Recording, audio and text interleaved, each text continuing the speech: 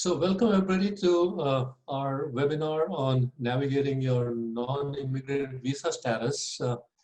Thank you, Monica, and welcome to all of you. You know, the business of immigration and non-immigration status, student status, various working visa statuses, this is such a confusing times. You know, the COVID situation, a lot of the policy changes, a lot of different things going on, and if you are stuck in the middle of any of this, this is gonna be the most discomforting time. You know, sometimes I feel like America has pulled out the welcome mat from under your feet. So we feel for you, and we want to be of help. We want to be of support, and sometimes you have to take it one day at a time, and this too shall pass. You know, that's a sort of sometimes that's the only way to survive. So with that sort of in mind, we thought it would be a good idea to bring you up-to-date information, try to help sort some of this out. And I'm very thankful to Chugh LLP, a global law firm that specializes in immigration, tax, and corporate law. I have a long association with this company.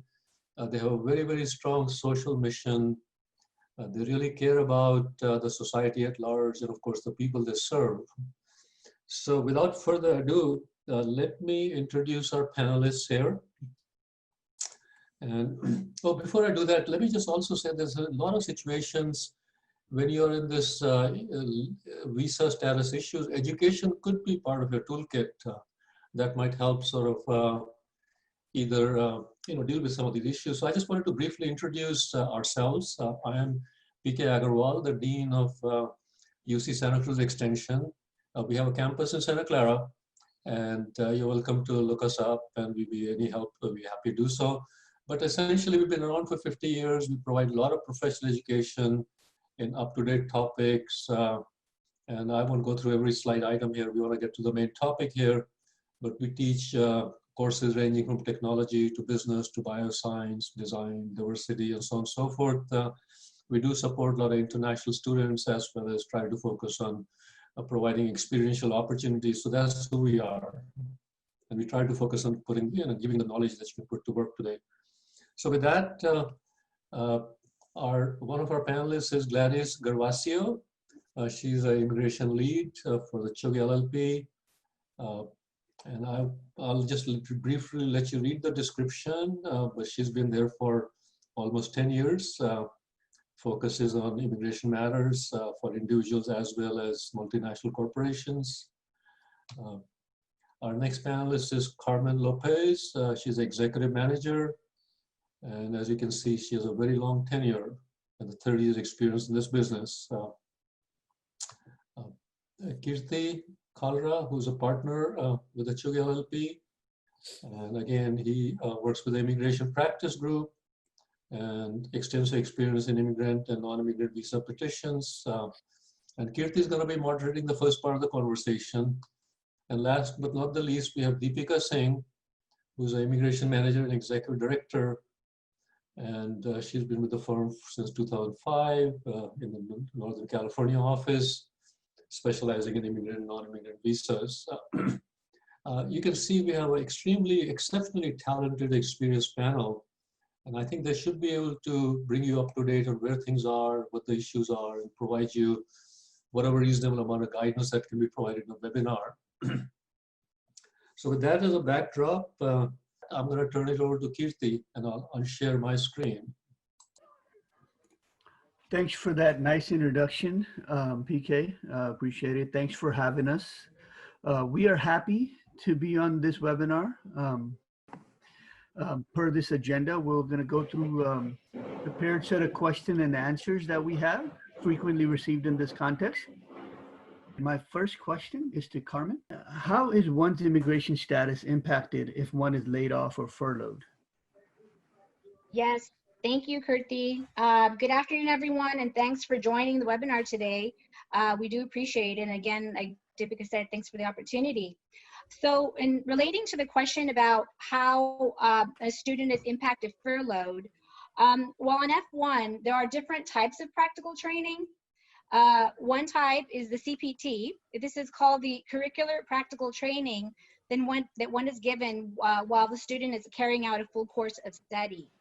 If the student is furloughed while on CPT, it will not affect the F1 student visa, as CPT is optional and not required while studying. Now, if a person is on the 12-month OPT, known as the optional practical training, the student is excused 90 days of unemployment.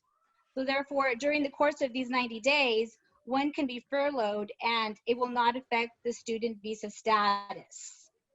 Now, there is also the 24-month STEM OPT, and the student is given an additional 60 days of unemployment, which can be an additional 60 days to the furlough time, basically.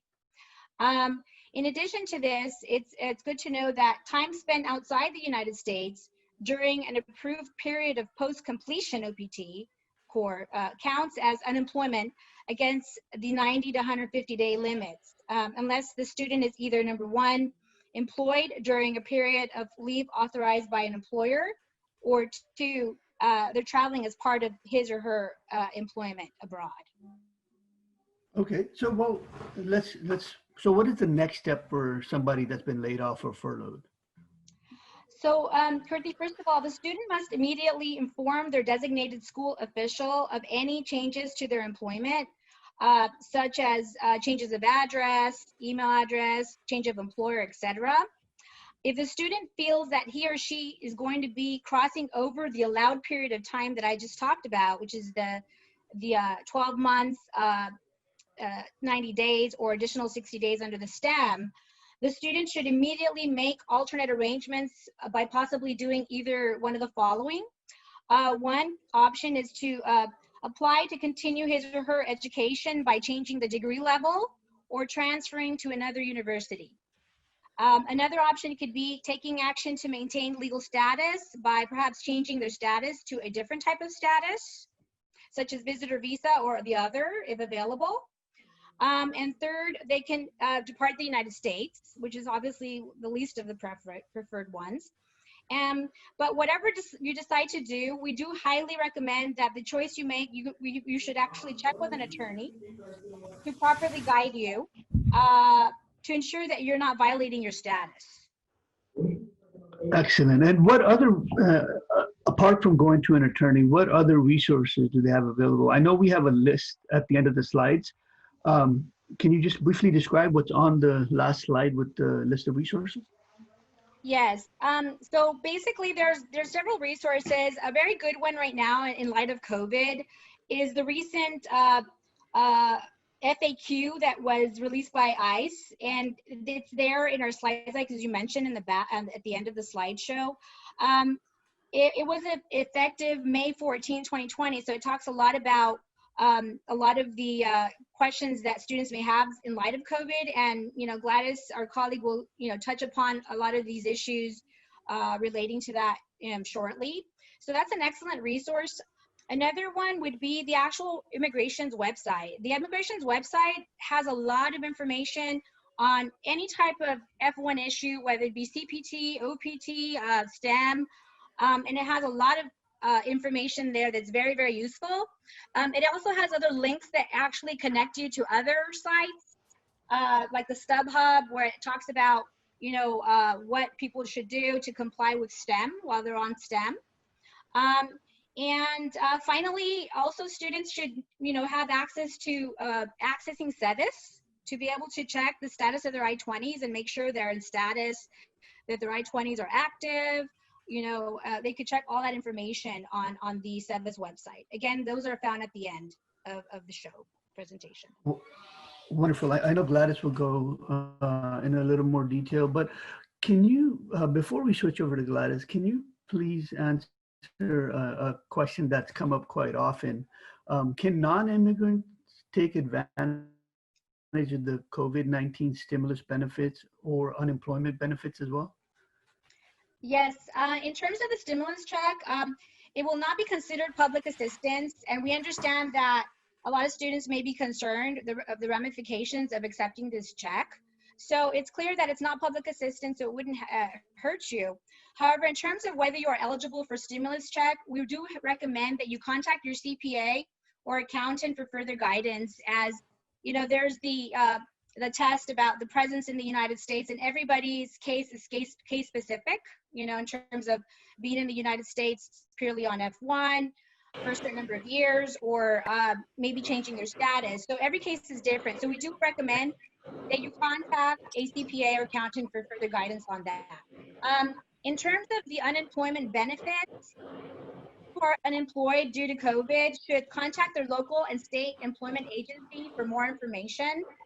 However, generally speaking, F1 students on OPT or CPT are likely not eligible for unemployment benefits, as the services they perform are an integral part of their academic program and are employer specific.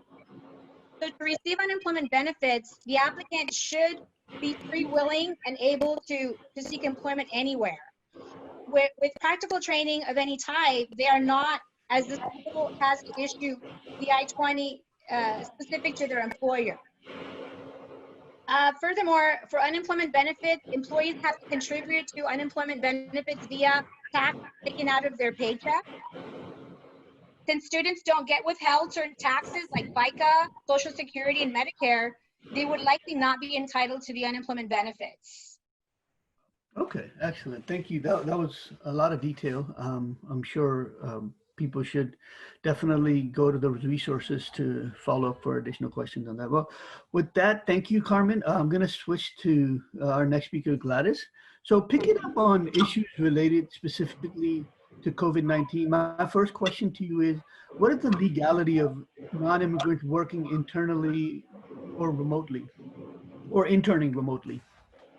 Oh, thanks, Curtis. So F1 students can work or intern from home or remotely as long as your employer can assess your engagement through electronic means. So if your employer is able to supervise your work, evaluate your performance, verify that you're meeting your learning objectives, even while you're working remotely, you should be okay. So for OPT students, if you're teleworking or working from home, just let your DSO know. There's nothing to update on the SEVP portal. Actually, the employer address remains the same. Now, what about if you're working less than 20 hours a week? For the duration of the COVID-19 emergency, you are still considered engaged in OPT. Now, for STEM OPT students, if you are continuing work with the same company and now working remotely or from home, you do not even need to submit an updated training plan or Form I-93. However, if there is a material change to your STEM training, you will still need to submit an updated training plan. So what are examples of this material change? So any significant decrease in hours per week in your STEM training. So if your employer reduced your work hours to less than 20 hours a week, you will need to submit an updated training plan. Now, SEVP has also provided guidance that students currently participating in OPT and STEM OPT may work remotely if your employer has an office outside the US, or if your employer can assess student engagement using electronic means. Now, for CPT, you are also allowed to work remotely if you have CPT authorization. Let your DSO know. It is recommended that you keep documentation of your remote work for your personal records.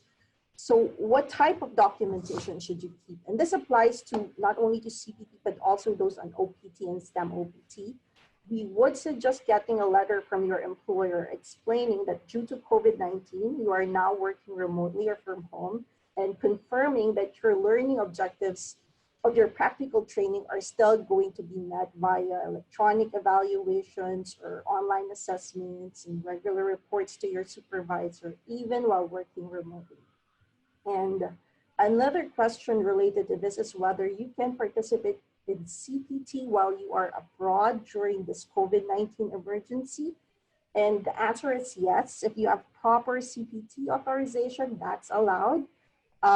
Provided you're enrolled in a program in which CPT is an integral part of the program of study and your DSO authorized the CPT in advance of the CPT start date. And again, either the employer has an office outside the US or can assess the student engagement and attainment of learning objectives electronically. So the main point really that we want to stress here is closely coordinate with your DSO and keep documentation on your remote work to show that you're getting the required practical training and still achieving your learning objectives even while working remotely. Excellent. That's good advice. Always keep in touch with the DSO. They're the most informed in these situations. Just a couple of follow-up questions that are related to what you had briefly touched on. One is, are F1 students in violation if there is no on-campus learning? So I believe the answer to this question is also posted in your school's website. And the answer is no, there would be no violation. If your in-person classes are temporarily offered online due to the coronavirus, you remain in valid F1 status. You will need to fully participate in all activities and assignments required by your courses. So for the duration of the COVID-19 emergency, please just keep participating in your online classes or any other alternate learning procedures to remain in active status. So what if not all the courses are offered online? Say some courses are canceled due to inability to provide online classes. Would you still be excused from the requirement of maintaining a full course of study? And the answer is yes. It's that requirement of full course of study is waived as a result of the COVID-19 emergency, only that your school has to report certain procedural changes to SED. That should come as a relief to most students that are not trying to adhere to the pressures. But just a follow-up question. So how can an F1 visa holder maintain their civis record if they have already left the country? So again, we cannot overemphasize the importance of closely coordinating with your DSO. If you're an active F1 student and you leave the US to complete your classes online, your civis record should remain in active status and not be terminated. You are deemed to be maintaining your status if you are making normal progress in your course of study while all these temporary COVID-19 measures are in place. DSO will just update your records with the notation that you departed the US due to COVID-19, but all the addresses remain the same. That being said, I also noticed in your FAQ that you have this on your website that classes are delivered online. Can I return to my home country and finish from there? And the answer to that was the school does not recommend doing so since classes are being offered online temporarily and could return to in-person classes at any time. And we understand and actually agree with that recommendation. Students should avoid unnecessary travel at this time because you can't predict when the embassies or consulates will open and when the travel restrictions are going to be lifted. So those delays may impact your presence for the next semester. Back to you, Kriti. Thank you. That is a lot of information. I guess to add on to our recommendation of checking out the resources that are listed at the end of the slide is to also check in with your DSO. They're a wonderful resource at your university. Well, thank you, Gladys. Our next speaker will discuss issues that are a hybrid of F and H-1B questions for those that are ready to move on and join the workforce in the US. Well, Deepika, what is the status of H-1B cap season? Is there any impact on the 2021 H-1B cap season from COVID-19? Good afternoon to all webinar participants. So Kirti, this 2020 has been a big change for immigration. USCIS finally was able to bring in the cap registration process. It started off from March 1st and registrations continued until March 20th. Then they released the data where all participants who applied under the either master's program or the bachelor's program, they selected all the candidates and issued receipts for all the selected H-1B registrants. So they issued receipts where they specifically informed that where their petitions have to be filed and which USCIS center is going to adjudicate their H-1B. So anybody who got their H-1B selected, they need to be very sure as to they are filing their H-1Bs with that particular service center. So the receipt notice is called the H-1BR. Just make sure that when you're filing your H-1B, you're making sure you're sending it to the right service center. For now, it's either the California or the Vermont who's adjudicating the H-1B quota cases. So they have to file the H-1B quota cases by June 30th. And what we are noticing right now is that petitioners are going through a lot of turmoil, right? Projects have ended abruptly. LCA postings are becoming a challenge at the end client locations. So we are seeing a lot of delays with COVID-19, with a lot of H-1B delays, especially for the quota cases. And I just feel, and my take from this is that US is going to lose a lot of international talent this year, where if the case was not picked up, then either the beneficiary will have to leave the country or will have to do something to stay on and continue education. Okay, well, let me ask you a question on behalf of registrants whose future employer is actually, still in stable condition and is proceeding further and filing the H-1B. What can be done if one's current status is expired while waiting for the change of status approval from F to H? And is there a bridge application necessary in the meantime? Right. So get to see there are two type of cases, right? Some F1 students fall under the STEM program, some don't fall under the STEM program. Students who've done MBAs and non-STEM degrees, they only get 12 months of OPT, and then that's their last chance to file for the H-1B, unless they enroll in another program and they are able to get more OPT in some of the other way, or CPT in some of the other way. But if they are under the non-STEM program, 12 months is the max they can get, and if their case is not picked up, then they have no choices, right? They have to, they kind of have to depart the United States.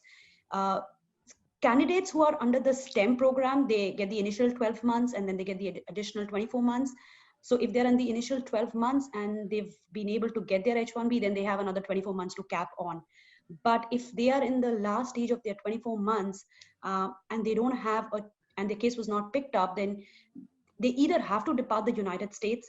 So USCIS has come up with a guidance where they've said that they can enroll in a progressive degree or something which can enhance their skills, and they will look into case-to-case basis for those F1 students. So I would say a bridge application is not really needed unless it's really required. So for such kind of a case, I would just say, talk to an immigration attorney, see where your status is, see what your underlying program is, see whether you really need to file a bridge application, and then take any precautions towards continuing staying in the United States. Just to add to what Deepika just mentioned, if the employer files a F to H change of status and their OPT AD expires even after their gap extension, they can continue to stay. They just can't continue to be employed. They can continue to stay, wait for the adjudication. Yeah, that's right. That's right. With that, let me ask another follow-up question. What about those F1 students who were not selected in the H-1B lottery? What options do they have? So what they could do is, so as I said, right, the bridge application, meaning changing from an F1 to a B2 or some other status, depends upon what you're underlining or what kind of status you're changing to. So obviously there, I would say, talk to an immigration attorney and see what you qualify for and what kind of petition can be filed for you. People under the gap can continue to work as of 9:30, and they don't really have any restrictions. But after 9:30, they just have to wait for their applications to get adjudicated by USCIS. They can legally stay until their cases are adjudicated by USCIS, so they don't really need to file any bridge application as such. What happens if their case gets denied? Well, if that happens, then they have to depart the United States, because then they are no longer maintaining F1 status in the US, and their change of status is also being denied. If your case was not picked up, then you could look into a progressive education, or you could file into another visa category depending upon what suits you or what you qualify for. But that's what they have actually. They have to look into their cases independently and individually with an immigration attorney and then discuss. So you would recommend seeking out an attorney for help for a change of status application? Okay. Absolutely, because F1 is one visa category where there could be a lot of violations, there could be a lot of issues, and that starts their immigration history in the United States. If that is not clean and clear, their future H-1Bs or any kind of visas they want to come back in can always be questioned in the long term. Excellent. Those are the prepared remarks that we had. I think after this, Monica is going to open it up for question and answers from the audience. Thank you, Gladys, Carmen, and Deepika, and we'll take any questions from the audience.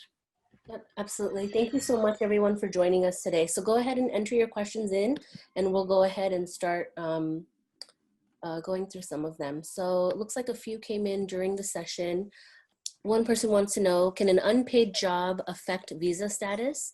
Additionally, while applying for a STEM extension, will it be a reason for STEM rejection? Okay. Gladys, you wanna address that question?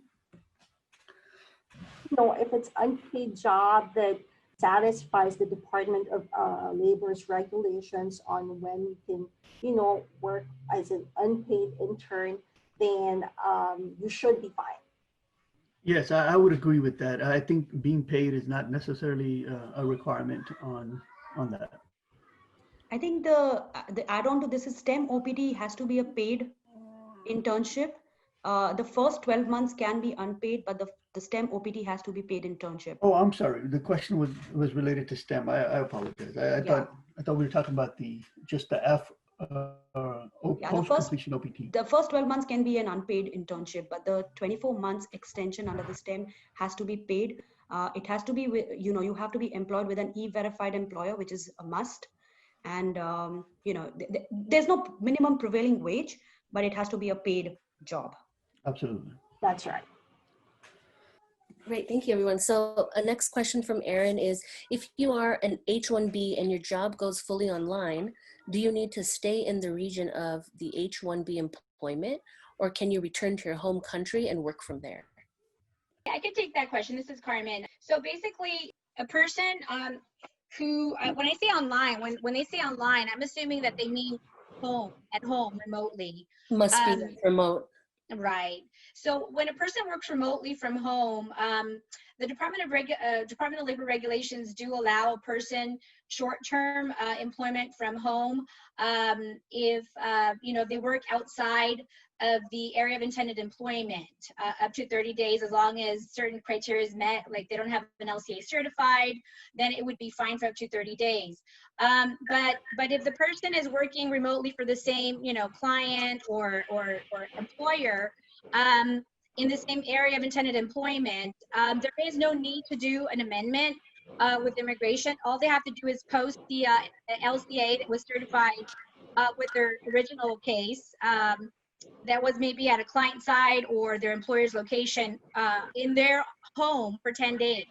So there's got to be a posting that has to take place, and they have to place it in 2 locations, in their own home. I know that sounds a bit silly that, one would have to repost an LCA in their own refrigerator or home, but if they are going to be working elsewhere more than 30 days in their home in the same area of intended employment, they must just do the reposting of the LCA. Now, if it goes more than 30 days and they're not in the area of intended employment, then they have to do an amendment. An amendment is required. Okay, great. So and Carmen, just to add to that, the question is whether he can work from his home country. And to answer that, there are no H-1B laws which move forward to your home country. So you're pretty much working if your employer allows you to work from your home country. There is no prevailing wages, there's no LCA bindings and stuff like that. So if your employer is okay with you performing services from your home country, you could continue to do that. No H-1B regulations is affected or applicable when you're in your home country. Thank you both so much. A few audience members are asking, what is LCA? It's a labor condition application. A labor condition application is form ETA 9035. It is a form that you have to submit to the Department of Labor to attest to certain requirements regarding prevailing wage, and it's basically issued for the use of an H-1B petition that gets filed with immigration. So an LCA gets filed with DOL. They take about 7 days to certify it, and once it's certified, you attach it to a H-1B petition, an I-129 petition that you file with immigration. Excellent. Thank you so much. Looks like we still have some time for a few more questions. So another one is, with the new cap exempt H-1B visas, since there is no premium processing possible, do you know how long it takes to process right now? Yes. So this last year and the year prior, they had suspended premium processing around this time as well. So there is really no timeline we can provide at this moment. Since the year prior to last, it took almost I would say, and I'm sure my team members can chime in, about 9 months to process, and last year was a little bit quicker. But with the new system in place with the registrants and the changes to the way they're managing the caseload, we have really no guidance as to how long it can actually take. They're hoping to adjudicate them by October, but it could go well beyond that, and I wouldn't be surprised if it does. And Kirti, just to add, the question was more for a cap exempt case, meaning that they are not subject to cap. Cap exempt cases are taking anywhere between 4 months to 6 months to hear back from USCIS when premium is not available. But we've also seen some cases getting adjudicated sooner. So I think it all depends upon which service center it's gone to and how overloaded they are and how overloaded the officer is. So I would say anywhere between 4 months to 6 months is normal, but you could even see an earlier adjudication if your case is, if the officer is happy with your case. Right. Yeah. But what I meant to say was all cases were impacted as well, not just Yes, the H-1B cap absolutely. subject, cap exempt, H-1B transfers, extension, all of them. Yeah, so last year quota cases, we even received RFEs for some of the quota cases which were filed last year in April, towards the end of February. So I think USCIS is taking really long on adjudicating quota cases. Right. Just to clarify what Deepika mentioned, RFE, it's a request for evidence that USCIS can come back and ask for more information, which normally delays the adjudication of the cases further. And this is Carmen. I actually want to add to that the current processing times right now, if you actually look at the processing times for various service centers for H-1B exempt cases, this is like extensions, for example, amendments. It's about 2 to 4 months currently right now. And I've gotten actually reports from some of our clients and we've actually experienced this, that we're getting approvals.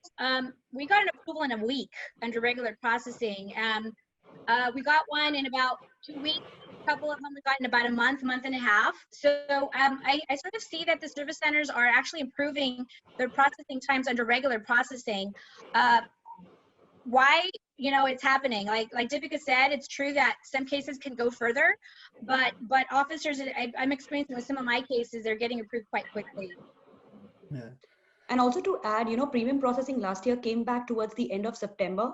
And we are expecting the same to happen this year. And I'm hoping that they would come back because, a lot of people really need it. And then also what happened last year was that for the cap cases, they came up with the premium processing in 2 phases. One was initially they introduced only for the US master's quotas. And then later on, they brought in the bachelor's cap. So they will bring it back, but I think it'll just be in phases. That's right. I agree. Excellent, thank you all. Looks like Esther has a question on the diversity visa lottery. They're currently holding an F1 visa and wonder if they should enter the diversity visa lottery, or does this consider as a violation of my non-immigration intention of F1? I could take that question.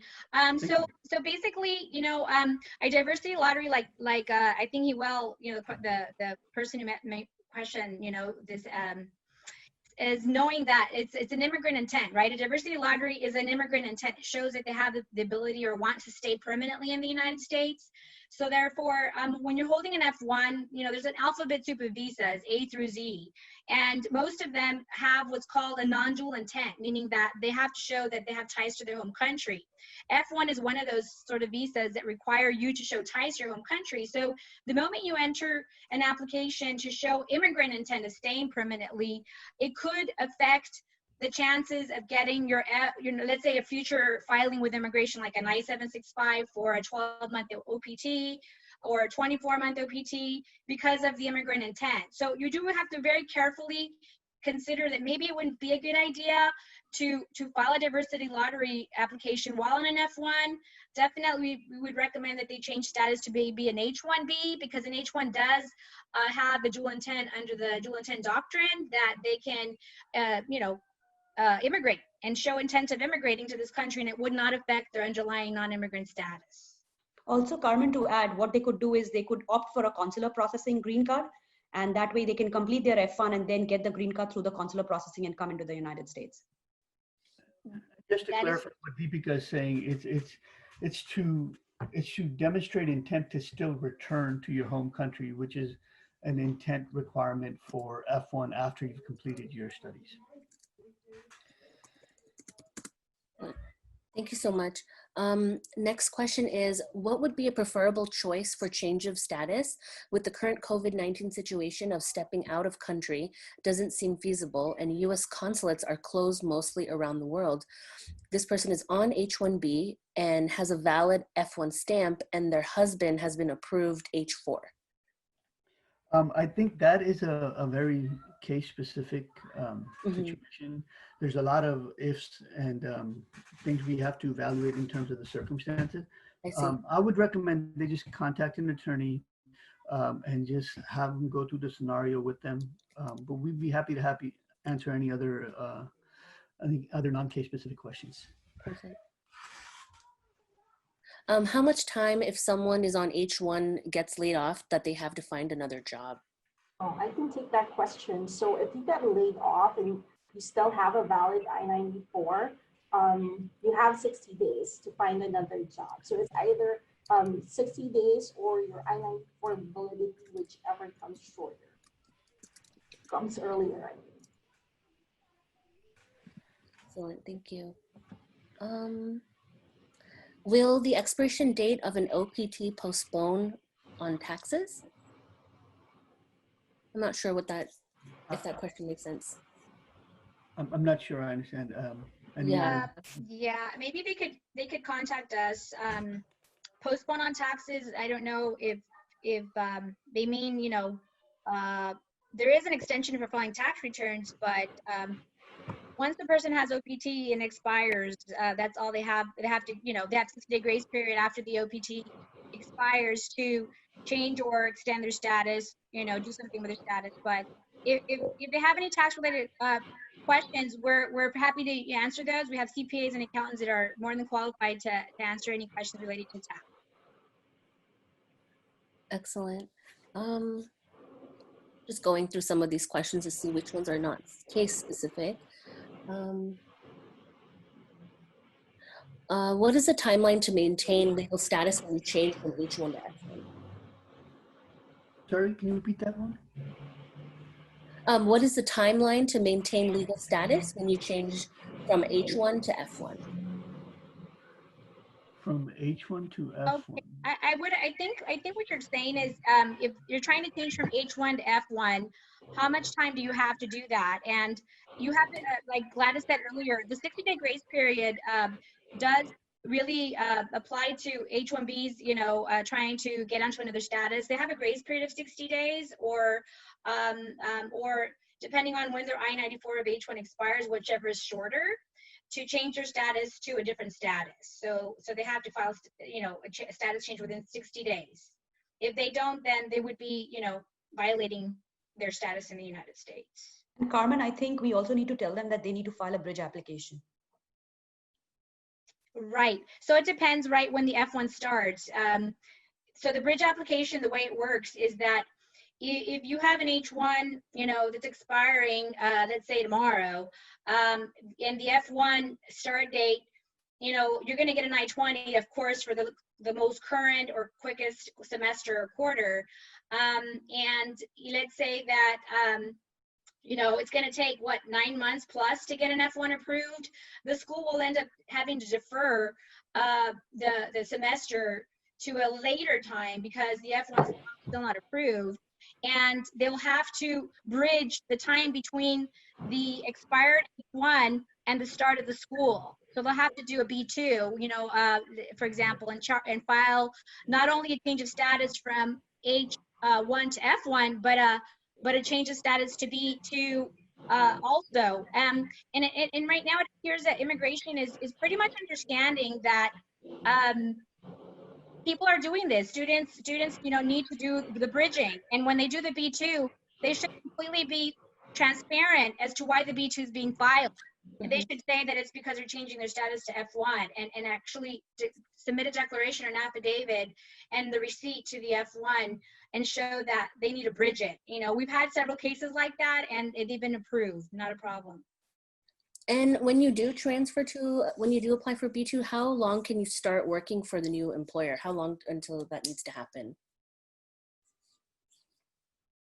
Yeah, B2 does not allow you to work. I'm sorry, Monica, can you repeat? You said that they want to start working on a B2? After you're submitting a H-1B transfer and as a B2 status, can you start working for a new employer? Sorry.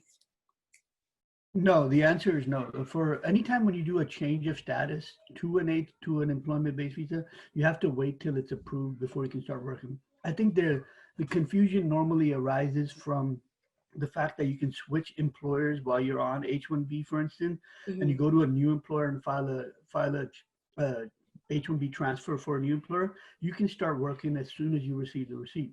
But in a situation where you're on a dependent visa, H4, L2, BF, you cannot start working until that H-1B status is approved. Thank you.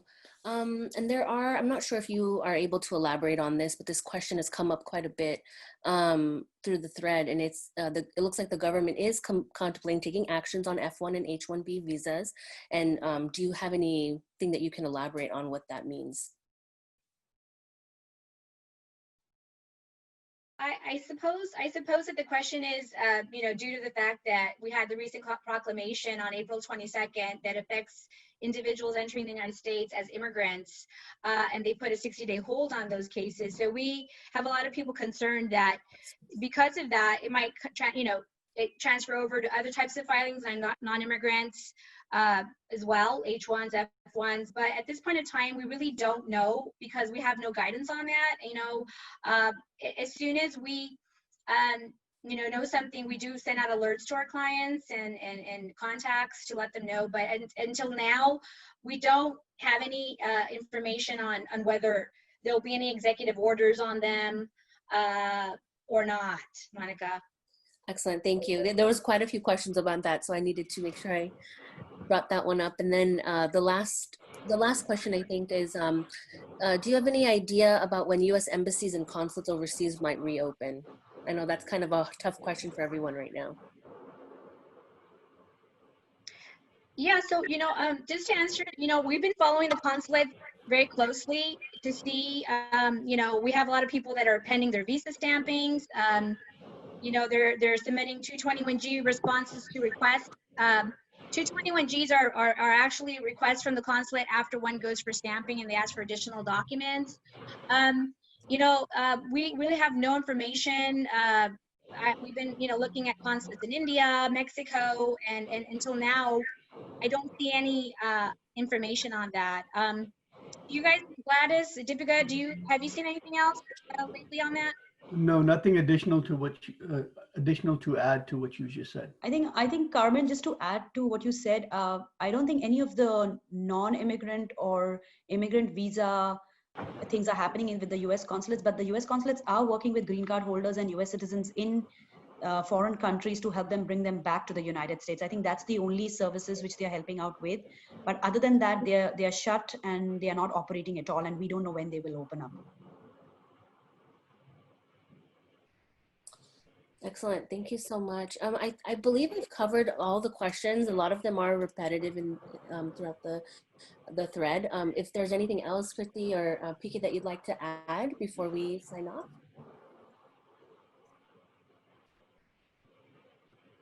So I just got a question. It said, can we apply for 539 visa to extend the stay if the beneficiary do not get picked in the lottery instead of applying for a course? To answer this question, I would just say, you know, it depends upon what your scenario is and what you are right now on what kind of visa you are on, what is your underlying visa category. Talk to an immigration attorney. You can contact us or, you know, anyone from our panel, and they will guide you further as to what should be the next step, whether you should be enrolling in another course or you should be filing an I-539 extension. So do get in touch with us and we'll be happy to help you on your personal question. Excellent, thank you so much. Is there, Kirti or any other panelists, is there anything else you'd like to add? No, I just want to say thank you for this opportunity. We really appreciate you bringing us on. I hope we've been able to answer some questions. And please do go ahead and access those resources. And as mentioned many times, please be in touch with your DSO. Things are changing at all times in this environment. So good luck and thank you for having us. Yeah, and once again, this is P.K. Agarwal, Dean. I really want to take a moment to thank Chugh LLP and especially Gladys, Carmen, Kirti, Deepika for doing this public service and dealing with some very, very tough issues non-immigrant communities are facing. So thank you again for taking the time. Thank you, everyone. Thank you. Stay Have a safe. great- Yeah, thanks. Bye. Thank you. Bye.